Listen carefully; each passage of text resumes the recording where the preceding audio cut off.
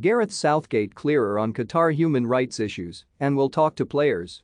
England football team manager Gareth Southgate believes he is now clearer on the human rights issues dogging Qatar's World Cup preparations as he prepares to talk to his players about the situation.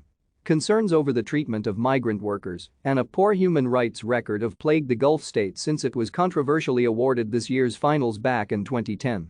World Cup organizers insist there have been just 3 work-related deaths since the construction of the majority of the stadiums began.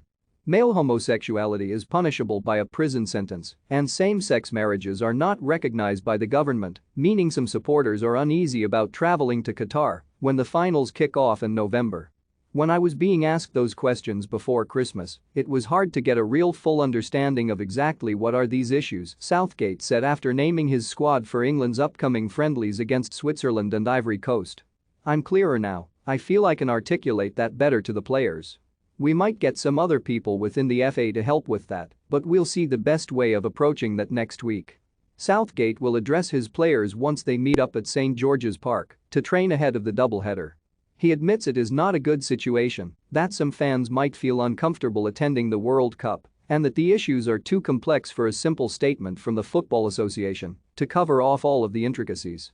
Certainly within the FA we've done a lot of research, and that's going to be ongoing. Because of course the world is changing all the time and situations in every country are changing all the time, he added.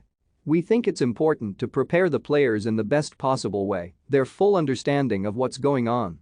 From a personal position, there are clearly human rights issues that are of concern.